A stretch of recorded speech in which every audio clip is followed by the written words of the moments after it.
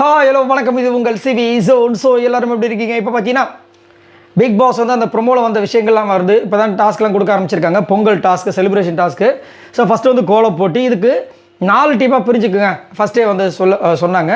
அதுக்கப்புறம் 4 டீமாக வந்து பிரிஞ்சாங்க. ஒரு பக்கம் வந்துட்டு சபரி, கனி, அதுக்கப்புறம் எஃப்ஜே, ரம்யா, திவாகர். இந்த சைடு பார்த்தீங்கன்னா பிரவீன் ராஜ், அப்புறமா சாண்ட்ரா, பிரஜன், அப்புறம் அவங்களாம் ஒரு டீமாக இந்த அப்படியே வந்து ஒருத்தராக பிரிச்சுக்கிட்டாங்க. அரோரா, அதுக்கப்புறம் பார்த்தீங்கன்னா கானா வினோத், நம்ம அமித் அவர்கள், இந்த மாதிரி அப்படி தனித்தனியாக பிரிஞ்சுட்டாங்க. சரிங்களா, 4 டீமாக.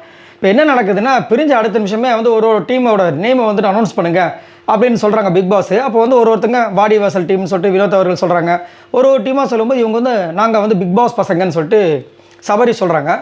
உடனே பிரவீன் சும்மா இல்லாமல் வந்துட்டு அங்கேருந்து அடேங்கப்பா அன்புகாங்க சொல்லலாமா அப்படின்னு கலாச்சி விட்டாப்புல டென்ஷன் ஆகிட்டாங்க. யார்? கனி, சபரிலாம் பயங்கர டென்ஷன் ஆகிட்டாங்க. ஆனால் சொல்லவே இல்லை, அப்படியே வெளியே காமிச்சிக்காமல் அப்படியே இருந்தாங்க. அதுக்கப்புறம் கனி வந்து பேசிட்டே இருக்கும்போது கடைசியாக வந்து சரி நம்ம ஜெயிச்சுட்டு அவங்க நம்ம இது பண்ணணும், அவங்க விடக்கூடாது அப்படின்ற மாதிரி வந்துட்டு அவங்களுக்குள்ளே பேசிக்கிறாங்க. அதுக்கப்புறம் பிக் பாஸ் வந்து அந்த ரூல்ஸை சொல்கிறாங்க.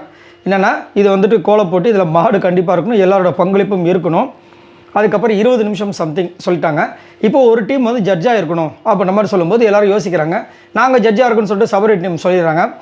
கோலன்னு சொன்ன உடனே ஃபஸ்ட்டு வந்து ஆக்சுவலாக இந்த இது அனௌன்ஸ் பண்ணுறதுக்கு முன்னாடி ஒரு டீம் வந்து ஜட்ஜாக இருக்குன்னு சொன்ன உடனே சபரி டீம் சொல்லிட்டாங்க. அதுக்கப்புறம் பார்த்தீங்கன்னா கோலம் சொன்ன உடனே வந்துட்டு அரோரா, கானவன் டீமில் இல்லை நாங்கள் ஜட்ஜாக இருக்கோம், எங்களுக்கு சரியாக வரைய தெரியாது அப்படின்போது அதெல்லாம் மாற்ற முடியாது அப்படின்ற மாதிரி சொல்லிட்டாங்க.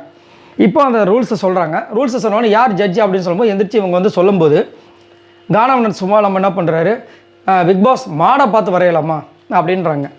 நான் எதாச்சியாக வெளியில் ஒரு கட் அவுட் ஏதாவது இருக்கும் போல இருக்குது, அதை வந்து சொல்கிறாரு போல இருக்குன்னு நினச்சா அவர் வேணும்ட்டுமே ஆப்போசிட்டில் இருக்க திவாகர் வம்பு இழுத்துருக்காரு.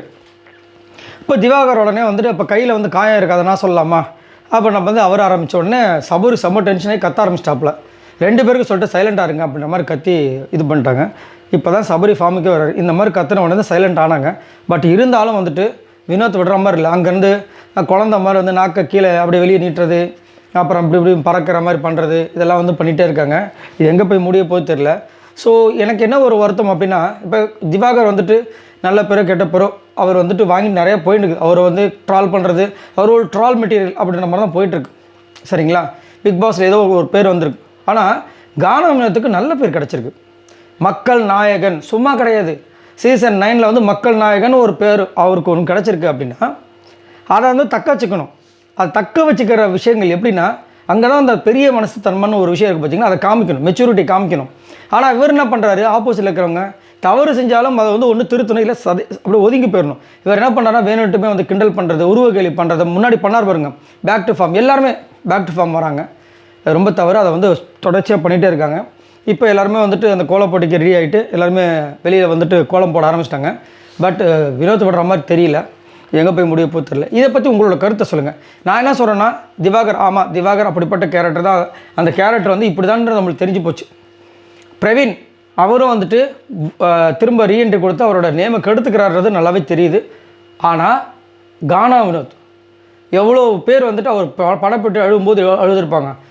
நான்லாம் எவ்வளோ அழுதுன்னு எனக்கு தான் தெரியும். அந்த அளவுக்கு ஒரு மக்களை சம்பாரிச்சுட்டு இப்படி இந்த மாதிரி வேலைகள் பண்ணும்போது நம்மளுக்கு ஹர்ட் ஆகுது. ஏன் இந்த வந்து காணாமல் பண்ணுறாங்க அப்படின்ட்டு உங்களுக்கு என்ன தோணுன்னு சொல்லுங்கள்.